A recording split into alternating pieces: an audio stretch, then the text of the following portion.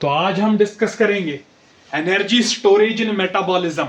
Metabolism में catabolism भी है और एनाबॉलिज्म भी है कि ह्यूमंस जो है फूड इनटेक करते हैं या दूसरे एनिमल्स और प्लांट डायरेक्टली सिंथेसाइज करते हैं वाया फोटोसिंथेसिस, और अल्टीमेटली प्रोडक्ट बनती है शुगर, जिसकी प्राइमरी काम होता है उससे एनर्जी लेना ताकि वेरियस लाइफ प्रोसेसेस को सस्टेन किया जा सके।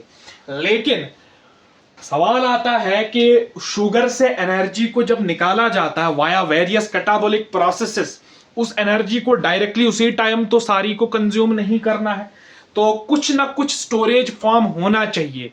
जैसे पानी को स्टोर करने के लिए पहले मटका होना चाहिए, मटके से फिर टाइमली उसको निकाल कर पिया जाए। डेफिनेटली ऐसी कोई चीज यहां भी होनी चाहिए जहां पे पहले एनर्जी को किसी में स्टोर किया जाए और जब जरूरत आने पर उस एनर्जी को इस्तेमाल किया जाए।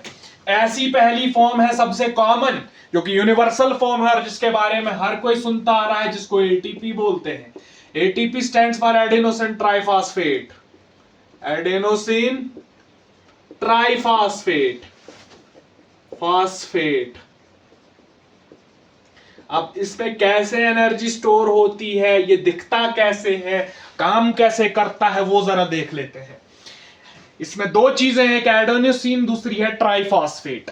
यहां से बात क्लियर हो रही है कि यहां पे ट्राई का मतलब 3 और फॉस्फेट का मतलब है PO4 3 नेगेटिव, यानी 3 फॉस्फेट के मॉलिक्यूल्स होंगे इसमें, प्लस एडिनोसिन, ये एक राइबोन्यूक्लियोसाइड है। अगर मैं इसको और इसको मिला दूं, इनको न्यूक्लियोटाइड्स बोलते हैं। ATP adenosine triphosphate, guanosine triphosphate, cytidine triphosphate, ऐसे ही यूरिडिन ट्राइफॉस्फेट, कई और हैं जो कि जेनेटिक्स में कॉमनली हम पढ़ते हैं जब न्यूक्लिक एसिड्स की बात करें। लेकिन यहां पे सिर्फ एडिनोसिन ट्राइफॉस्फेट की बात कर रहे हैं। एडिनोसिन एक राइबोन्यूक्लियोसाइड है जो कि 2 मॉलिक्यूल्स से बना है। एक बनी है राइबोज शुगर से, जो कि एक पेंटोज शुगर होती है, 5 कार्बन की शुगर होती है, प्लस एक नाइट्रोजनस बेस है जिसका नाम एडेनिन है। Adenine is a nitrogenous base. Again, it is a purine having 2 rings. एक इमडाजोल रिंग भी होती है इसमें। तो राइबोज प्लस एडेनिन जब दोनों मिलेंगे तो बनेगा एडिनोसिन, और जब उसके साथ 3 फॉस्फेट मिलेंगे तो बनेगा एडिनोसिन ट्राइफॉस्फेट। अब दिखता कैसे, उस पर थोड़ा डिस्कशन कर लेते हैं। पहला आता है कंपोनेंट शुगर का, जो कि एक 5 कार्बन की पेंटोज शुगर है, और वो है राइबोज। राइबोज यहां से नंबरिंग होगी 1 2 3 4, और एक बाहर होती है कार्बन CH2OH, यहां पे H, यहां पे OH, ये आ गया H and this is OH, यहां पे HH है। ये राइबोज शुगर है। अगर इसके तीसरे कार्बन से इस H को हटा दिया जाए, तो इस O को हटा दिया जाए तो बन जाती है डीऑक्सीराइबोज, जब ऑक्सीजन को हटा दिया जाता है। अब होता क्या है कि इसके पहले कार्बन पर, जो ये पहला कार्बन है जिसको एनोमेरिक कार्बन भी बोलते हैं, यहां पे आके एडेनिन बॉन्ड बनाता है। किस तरीके से, हाइड्रोजन हट जाएगा, हाइड्रोजन हटा तो एक वैलेंसी इसकी ऑक्सीजन की खुल गई, उस वैलेंसी के साथ आपका नाइट्रोजन आके बॉन्ड बनाता है इमिडाजोल रिंग का, और वो रिंग कुछ इस तरीके से दिखती है, जिसको मैं अब फाइनल स्ट्रक्चर बनाऊंगा उसका कुछ ऐसे। ये एडेनिन का स्ट्रक्चर मैं बना रहा हूं, ये double bond corresponding double bond रहेगा, ये रहेगा NH2, यहां पे हाइड्रोजन रहता है, ये बन गई एडेनिन। अब देखो, नाइट्रोजन की तीनों वैलेंसीज फुलफिल है। यहां पर नाइट्रोजन का बॉन्ड बना है ऑक्सीजन के साथ, और ऑक्सीजन जुड़ी है पहले कार्बन के साथ। यहां पर नाइट्रोजन का बना है शुगर के साथ बॉन्ड, इसलिए इसको N पहले बोलेंगे N, और जो बॉन्ड किसी नाइट्रोजनस बेस और शुगर के बीच में बोलते उसको ग्लाइकोसिडिक लिंकेज या बॉन्ड बोलते हैं। N glycosidic linkage, N glycosidic linkage. यहां पे आपके पास पहले अगर ये फ्री होता तो हाइड्रोजन था और नीचे H था, यहां पे OH रिलीज, यहां पे वाटर रिलीज हो जाएगा, और वाटर के रिमूवल से ये बॉन्ड बन जाता है जिसको N ग्लाइकोसिडिक लिंकेज बोलते हैं। इसी के साथ ये जो छठा कार्बन है, छठा कार्बन का ये OH निकल जाता है। ये जब OH निकलेगा तो आपके फॉस्फेट यहां पे आएगा, आपका जो फॉस्फेट मॉलिक्यूल है वो यहां पे आएगा, O नेगेटिव। एक फॉस्फेट लगा, एक फॉस्फेट का O यहां पे आया, इसके साथ दूसरा फॉस्फेट कनेक्ट होगा, इसका ऑक्सीजन आया, इसके साथ तीसरा फॉस्फेट कनेक्ट होगा। ये 3 फॉस्फेट लग चुके हैं इसके साथ। अब देखो यहां पर आपके पास, क्योंकि फॉस्फेट जो है फॉस्फोरिक एसिड की फॉर्म में मिलता है, H3PO4, ये होता है फॉस्फोरिक एसिड। कहने का मतलब ये एसिड है क्योंकि जब ये एक्वस मीडियम में होगा तो ये H पॉजिटिव को रिलीज करता है, तो वो एसिड्स होते हैं। जो H पॉजिटिव यहां पर होता है, यहां पर होता है। अब देखो इसके साथ OH था और इसका H जब निकल जाते हैं तो वो वाटर बना लेते हैं और यहां पे बॉन्ड बन जाता है। अब यहां पे OH था, OH इज एन अल्कोहल, और यहां पे H था जो कि एसिड का ग्रुप है। जब कभी भी अल्कोहल और एसिड आपस में रिएक्ट करते हैं तो हमने पढ़ा है कौन सा बॉन्ड बनता है, ईस्टर लिंकेज बनती है। तो ये ईस्टर लिंकेज है, ईस्टर लिंकेज। अगर इसके साथ एक और ईस्टर लिंकेज बनती जब पॉलीन्यूक्लियोटाइड का स्ट्रक्चर बनता है, उसको बोलते हैं फॉस्फोडाइएस्टर लिंकेज।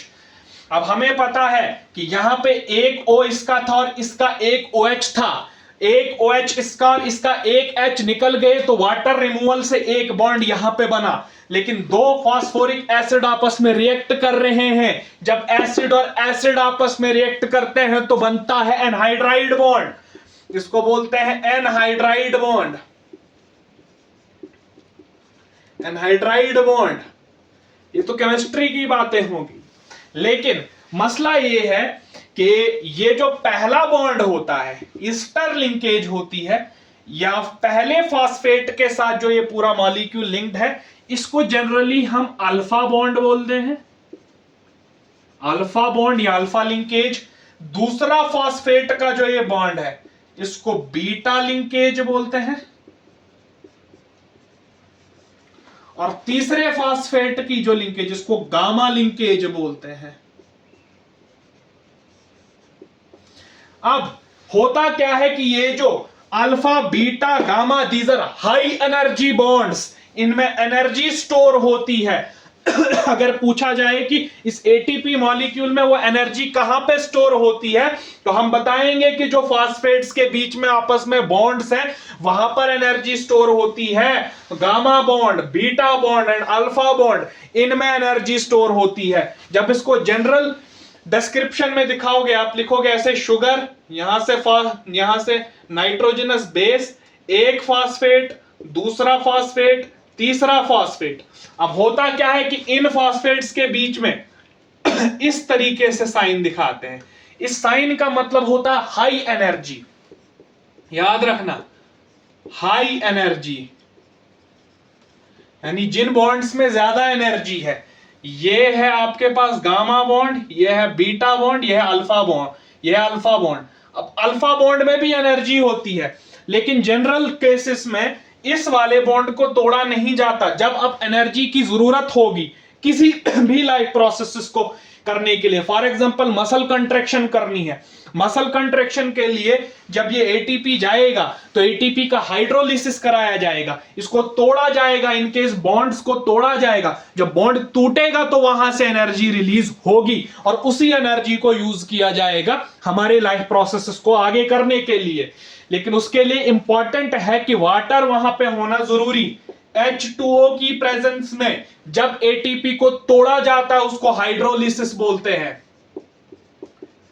उसको हाइड्रोलिसिस बोलते हैं। In absence of H2O ATP can't be hydrolysed. क्यों नहीं? रीजन फॉर दैट इज, देखो जब H2O एक्वस मीडियम में होगा या किसी एक एसिड के साथ होगा तो ये डिसएसोसिएट करता है H positive plus OH negative में। क्या यही आयंस बनते हैं? अब जाहिर सी बात है, फॉर एग्जांपल इस बॉन्ड को मैंने तोड़ना है जो गामा लिंकेज है। जब मैं इस बॉन्ड को तोड़ूंगा, बॉन्ड लिंकेज होगी। अब ये वाला फॉस्फेट है, अब समझो ये वाला फॉस्फेट है, इसका ये वाला बॉन्ड तो खाली हो गया, हो गया, सॉरी इसका एक ऑक्सीजन आ गया। अब ये ऑक्सीजन पे नेगेटिव चार्ज है, उस नेगेटिव चार्ज को कंपनसेट करने के लिए ये H पॉजिटिव यहां पे जुड़ जाता है, बन गया H नेगेटिव OH। और यहां से जो ये वाला फॉस्फेट अलग हो गया। अब इस एक फॉस्फेट की, आपके पास एक फॉस्फेट की वैलेंसी निकल गई यहां पे, तो एक जगह जो बनी है स्पेस उसमें ये OH लग जाता है और ये वापस अपना स्ट्रक्चर रिगेन कर लेता है। इसलिए एटीपी की इंपॉर्टेंस होनी इंपॉर्टेंट, इसलिए एटीपी को जब भी तोड़ना है तो हमें H2O लगेगा और H2O की प्रेजेंस में एनहाइड्राइड लिंकेज, एनहाइड्राइड बॉन्ड के लाइसिस को हम हाइड्रोलाइसिस बोलते हैं। अब जाहिर सी बात है हमेशा इस गामा बॉन्ड और बीटा बॉन्ड को ही तोड़ा जाता है, इस अल्फा बॉन्ड को नहीं तोड़ा जाता, या तोड़ेगा तो बहुत रेयर केसेस हैं। जब इन दो बॉन्ड्स को तोड़ेंगे, बीटा एंड गामा बॉन्ड के लिंकेज से, याद रखनी है 30.5 किलो जूल्स एनर्जी जनरेट होती है पर मोल, यानी एक मोल एटीपी से -30.5 किलो जूल्स की एनर्जी निकलेगी, बहुत ज्यादा एनर्जी होती है। अब ये माइनस क्यों आया? क्योंकि ये डेल्टा जी को गिब्स फ्री एनर्जी बोलते हैं। जाहिर सी इसका सिंपल सा ये मतलब है, केमिस्ट्री में इसका हम मतलब समझते हैं कि ये जो प्रोसेस है ये एक्सर्गोनिक है। एक्सर्गोनिक का मतलब एनर्जी रिलीजिंग, जिसको एक्टोथर्मिक प्रोसेस भी बोलते हैं। तो मतलब जब बॉन्ड्स टूटेंगे तो एनर्जी निकलेगी। एक होता है जब बॉन्ड जुड़ेगा तो वहां पे एनर्जी लगेगी, और जब ये बॉन्ड्स जुड़ाए जाते हैं तो इनमें एनर्जी स्टोर की जाती है ड्यूरिंग ग्लाइकोलिसिस या ड्यूरिंग इलेक्ट्रॉन ट्रांसपोर्ट सिस्टम। तो ये था एटीपी का मसला।